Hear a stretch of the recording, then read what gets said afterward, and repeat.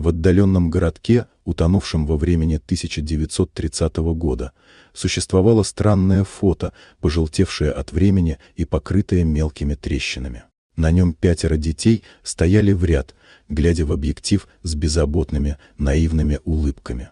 Самая младшая девочка с бантами, затем 2 мальчиков, еще 1 девочка, и замыкал цепочку самый старший ребенок, подросток с серьезным взглядом. На первый взгляд обыденный снимок, таких 1000. Но этот таил в себе ужас, который начал медленно расползаться по городу.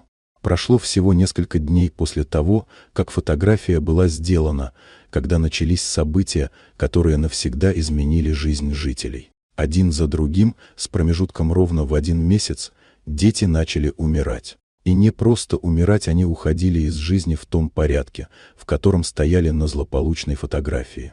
Страх проник в каждый дом.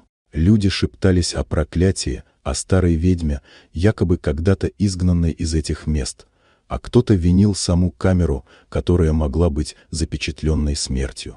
Были и те, кто пытался найти рациональное объяснение болезнь, отравления, совпадения. Но логика сдавала позиции перед цепкой, мертвой тишиной и траурными лентами на дверях. Родители оставшихся детей держались за друг друга, как утопающие. Они не спали, молились, искали защиту в молитвах и заговоренных талисманах, но внутри все сжималось от ужаса перед очередным роковым днем.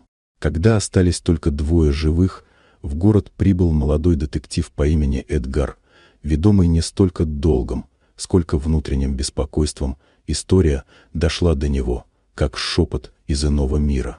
Он начал копать. Поговорил с семьями, просмотрел церковные архивы, рыскал по запыленным подвалам мэрии и изучал каждую деталь прошлого городка.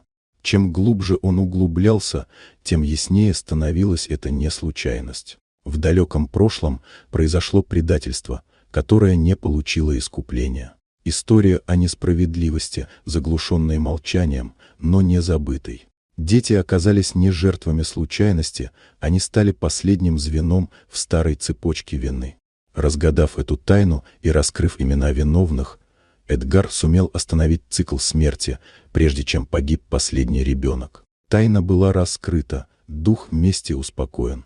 Финалом стала тихая церемония у нового памятника, поставленного на месте, где нашли последнюю жертву. Сквозь витражи старой часовни пробивался мягкий свет, ложась на надгробие 5 детей, словно отпуская их навсегда. Город, много лет сдерживаемый страхом, наконец обрел покой.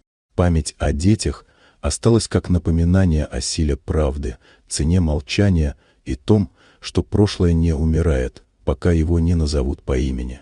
Вот такая удивительная история.